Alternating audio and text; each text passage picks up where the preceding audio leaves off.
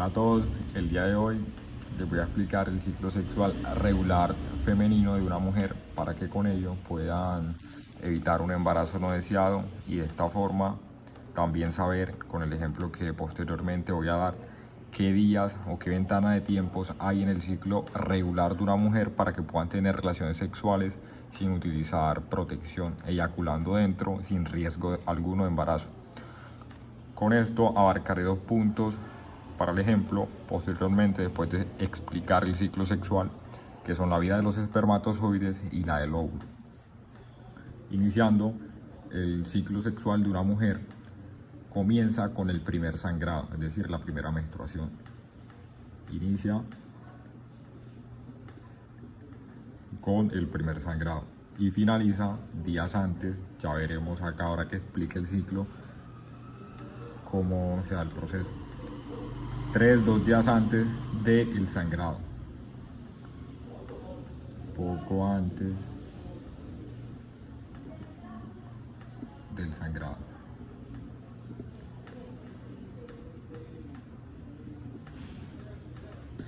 Pasando ahora sí, ya sabiendo esto, cuándo inicia y cuándo termina, voy a explicarles en qué consiste. Este ciclo sexual femenino se divide en un ciclo ovárico y un ciclo uterino o endometrial. Y todo va conectado. Con esto, presten mucha atención aquí, busco que sabiendo en qué días ocurren ciertas etapas, puedan con el ejemplo identificar, ya ustedes haciéndolo en su casa, cuál es la ventana de tiempo que tienen para tener relaciones sexuales sin que haya riesgo de embarazo y cuáles son esos días fértiles en los que la mujer puede quedar embarazada. También hablaré del mecanismo que utiliza la POSDEI, por qué no debería utilizarse, ya que puede conducir a una patología como el cáncer y traer muchas más alteraciones a la mujer. Empezando el ciclo ovárico de la mujer, en el que comienza con un desarrollo folicular que va del día 1 al día 13. La mujer cuenta con folículos en sus ovarios, los cuales se van a madurar en cada ciclo sexual, y solo uno de esos que empiezan a desarrollarse por la estimulación de la FSH, hormona folículo estimulante, que es secretada por la adenipófisis en el hipotálamo, que a su vez es estimulada por el hipotálamo en el cerebro, un órgano endocrino, va a ser la causante del desarrollo de esos folículos. Poco antes que se dé la ovulación, que es en el día 14, y ese ovocito primario que está dentro del folículo dominante o folículo de Graf va a entrar en meiosis, pasando a ser un ovocito secundario. En el día 14 se da la ovulación, que es en donde ya este folículo dominante o folículo de Graf se va a romper y va a formar el cuerpo lúteo. Se va a convertir en un cuerpo lúteo y va a liberar a ese ovocito secundario hacia las trompas de falopio en espera de ser fecundado. Aquí es muy importante tener en cuenta la vida, ya tocaré ese punto. En el ciclo uterino, la mujer va a entrar en menstruación aproximadamente, va a durar con el sangrado de 1 a 4 días. Dependiendo de la mujer, puede que se extienda la semana, dure menos, ya eso varía entre cada persona. A medida que se va desarrollando el folículo, va a haber un desarrollo también de ese endometrio que se expulsó o a formarse nuevamente a partir del día 5 hasta el día 13. Van a estar presentes estrógenos en menor medida, pero van a ser los que se encarguen de hormonalmente mantener y dar pie a que ese recubrimiento para la posible implantación o el embarazo se mantenga. Cuando se da la ovulación y ese folículo de Graf se rompe, se libera, como dije, el ovocito secundario hacia la trompa de falopio, en donde va a esperar a ser fecundado por un espermatozoide. En el ciclo uterino va a estar en fase secretora, que por la formación del cuerpo lúteo se va a secretar progesterona y en menor medida estrógenos. Con la secreción de progesterona y el pico al ir aumentando, se va a mantener ese recubrimiento que se da en el útero para la posible implantación. Va desde el día 14 al día 25. Y aquí, con la formación del cuerpo lúteo en el ciclo ovárico, este va desde el día 14 al día 28. La ovulación se da gracias a un pico de la hormona LH, hormona luteinizante, que en ese día, el día 14, con la subida de este, es que se logra romper ese folículo dominante, folículo de Graf, para que se libere el óvulo. Aquí la LH es la encargada, y aquí también, de que se dé la liberación. Esto hay que tenerlo en cuenta, ya que la post-day, inhibiendo la presencia de este, evita que se dé la ovulación o altera el ciclo hormonalmente. Explicado el ciclo y sabiendo en qué días hay riesgo o en cuáles se da tal proceso, pasamos al ejemplo.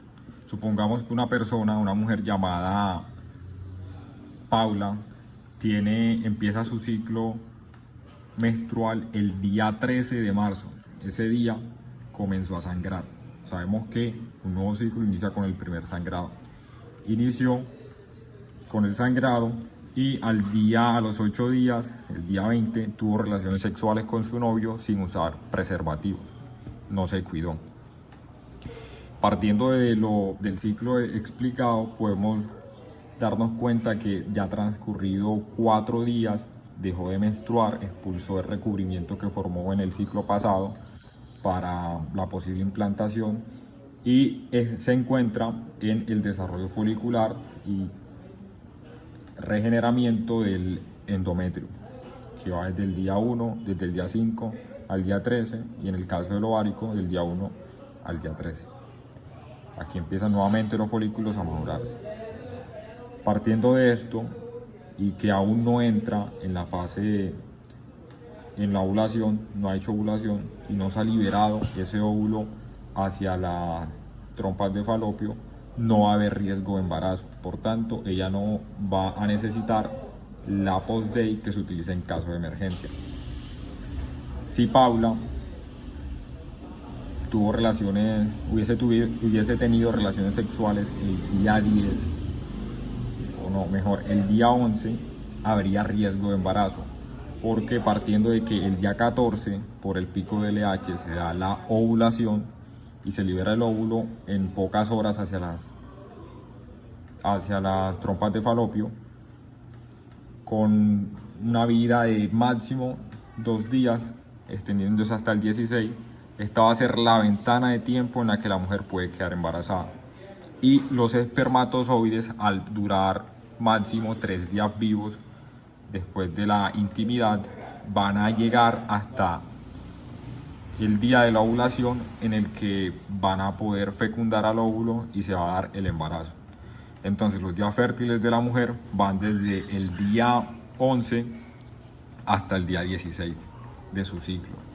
En estos días la mujer puede quedar embarazada. Si se tienen relaciones sexuales el día 11, por la vía de los espermatozoides, se puede extender hasta la ovulación, o si la mujer presenta una ovulación temprana antes del día 14, el riesgo aumenta. Es por ello que en estos días no es recomendable tener relaciones sexuales sin protección, y si van a tener relaciones sexuales es importante que utilicen preservativo.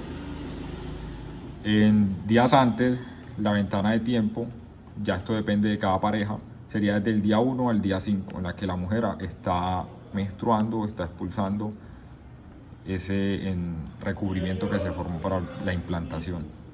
Depende de cada pareja si higiénicamente eso no supone un problema, y la ventana también de tiempo que tienen es después de ese sangrado hasta el día 10. Tienen un total de 5 días para poder tener relaciones sexuales sin que haya riesgo alguno de embarazo, eyaculando dentro y sin menor complicación. Luego que aquí se pasa el día 16 y esos niveles de progesterona que se mantienen hasta el día 25 empiezan a bajar, ya aquí el ciclo de la mujer está por terminar al día 28, y va a comenzar el nuevo sangrado del día 16 o del día 17, del día 17 al día 28. Como ya no va a haber ovocito o óvulo que fecundar por los espermatozoides, la mujer no va a tener riesgo de quedar embarazada. Esta sería la segunda ventana de tiempo en la que la mujer no corre riesgo de embarazo, o la pareja no tiene ningún riesgo de quedar embarazada. Pasando ahora, terminado el ejemplo, al mecanismo que utiliza la post-day para evitar el embarazo, que es retrasando la ovulación o adelantando el ciclo con la carga de progesterona y el engaño que hacen. Aclararé que esto tiene que ser única y exclusivamente utilizado como un método de emergencia en caso de que se descuidaron y no quieren tener ese bebé por el embarazo no deseado. Aquí la post-day utiliza una carga de progesterona para simular una falsa fase lútea, recordando que cuando el pico de LH, que por el pico de LH se rompe el folículo de Graf o folículo dominante y por la formación del cuerpo lúteo se libera progesterona.